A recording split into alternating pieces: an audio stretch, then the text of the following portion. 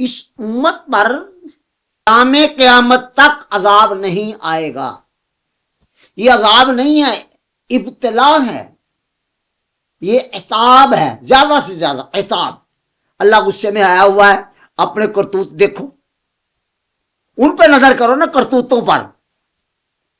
اگر کرتوت ایسے ہیں کہ وہ رحم ہی کرے تو ٹھیک ہے، رحم کرے.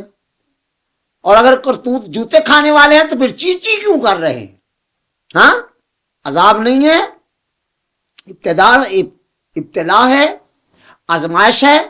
اور آزمائش پہلے بھی اس امت پر آتی رہی، ایک حل اللہ نے بتایا ہوا ہے.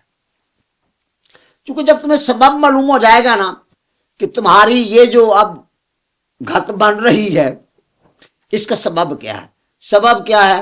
جرم. کیا جرم؟ اپنی جان پر ظلم، گناہ. اور قرآن نے نص میں کہا جب اپنی جانوں پر یہ ظلم کر لیں، وَلَوْ أَنَّهُمْ إِذْ ظَلَمُوا أَنفُسَهُمْ جَاءُوكَ، محبوب پھر یہ کہیں اور نہ جائیں، آپ کی بارگاہ میں آ جائیں، تیرے در پر آ جائیں، پھر آ کے کریں کیا؟ فَاسْتَغْفِرُ اللَّهَ، اللہ سے معافی مانگے. بھئی یہ کام تو پاکستان میں کیا جا سکتا تھا، یہ کام تو لاہور میں کیا جا سکتا تھا، گھر میں کیا جا سکتا تھا، رات کے اندھیرے میں کیا جا سکتا تھا، لیکن اللہ نے یہ ارشاد نہیں فرمایا کہ معافی مانگ لو مجھ سے. فرمایا وَلَوْ أَنَّهُمْ إِذْ ظَلَمُوا أَنفُسَهُمْ جَاءُوكَ فَاسْتَغْفَرُوا اللَّهَ، حبیب تیری بارگاہ میں آئیں. یہاں دو چیزیں اکابر نے بیان کی ہیں. ایک ہے ظاہراً مدینہ طیبہ تک چلے جانا، سبحان اللہ، اگر یہ سعادت مل جائے تو سبحان اللہ. میرا مشورہ ہے، یہ عوام بیچارے ان کا کیا، یہ حکام یہ جائیں نا مدینہ طیبہ، یہ جا کے تو کھڑے ہو جائیں رسول اللہ کے جاری اتر کے سامنے. تو پھر میں نہیں کہتا کہ کھڑے ہو کے بآواز اقرار کریں، آہستہ آہستہ اقرار کریں، یا رسول اللہ اب آ گئے، یہ بھی ہوا ہے، یہ بھی ہوا ہم سے، یہ بھی ہوا ہم سے، یہ بھی ہوا ہے، اقرار کرنے آ گئے. اور آپ کے رب کا فرمان پڑھ کے آئے ہیں وَلَوْ أَنَّهُمْ إِذْ ظَلَمُوا أَنفُسَهُمْ جَاءُوكَ فَاسْتَغْفَرُوا اللَّهَ. تو جب وہاں تم حبیب تیرے در پہ آ جائیں گے نا، جب آ جائے پھر یہ اللہ سے معافی مانگے. فَاسْتَغْفَرُوا اللَّهَ وَاسْتَغْفَرَ لَهُمُ الرَّسُولُ، تو اللہ سے معافی مانگ لے تو کافی ہے. فرمایا نہیں، پھر میرا رسول بھی کہے کہ یا اللہ یہ جو آئے ہیں اب اقرار جو کر رہے ہیں تو میں سفارش کرتا ہوں کر دے معاف.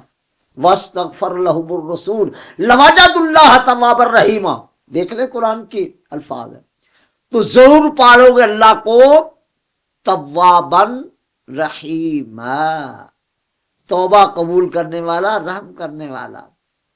یہ ایک راستہ، یہ مشورہ میں بھی دے رہا ہوں اور بھی علماء نے دیا ہی ہوگا.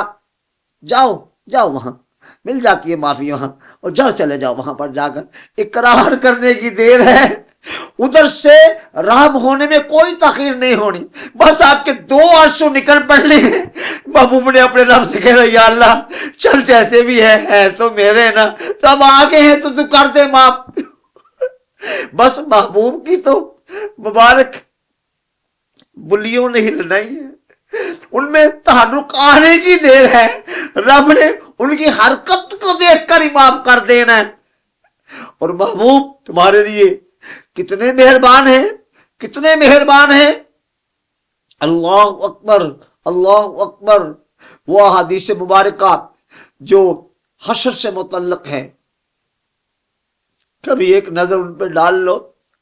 سر حشر جب رسول اللہ کو رب تعالیٰ فرمائے گا محبوب کہہ لے جو کہہ رہا ہے، تو بھی اجازت ہوگی تو محبوب تو سجدے میں سر رکھ دیں گے، کچھ کہیں گے اللہ کو. میں نے کہیں یہ پڑھا نہیں کہ کیا کہیں گے، بس جو اللہ چاہے گا وہ اللہ کو ورز کریں گے. پھر رب العالمین فرمائے گا محبوب اٹھا لے سر. یا اللہ فرمایا حبیب اب اٹھا کے سر تو مجمع حشر پر ایک نظر ڈالیے. اور اکابر نے لکھا ہے کہ رسول اللہ مجمع حشر پر ایک نظر ڈالیں گے، اور ایک نظر کے نیچے جو مرد اور عورتیں آئیں گے پہلی نظر کے نیچے ان کی تعداد ہوگی 4 ارب 90 کروڑ، اور یہ باقاعدہ حساب میں نے لگایا ہوا ہے، ایک نظر پڑے گی تو اللہ سب کے لیے فرما دے گا جاؤ تم سارے جنتی ہو، ان کی کوئی پوچھ پرتیت نہیں ہے، کوئی حساب کتاب نہیں ہے، کہو جاؤ جنت میں۔ اگر یہ پوچھے کہ یہ کیوں ہوا تو کہنا نظر مصطفیٰ میں جو آ گئے تھے، محبوب کی نظر میں جو آ گئے تھے۔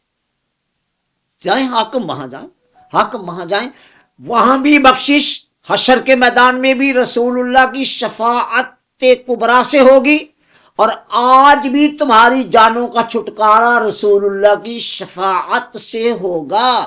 اور وہاں جو لوگ رہتے ہیں ان سے دست مسا گزارش ہے، ہاتھ جوڑ کر کوئی بات نہیں، جاؤ چلے جاؤ، جاؤ چلے جاؤ، مان لو کہ رب کا محبوب رب کے بڑا قریب ہے، رب کے بڑا قریب ہے۔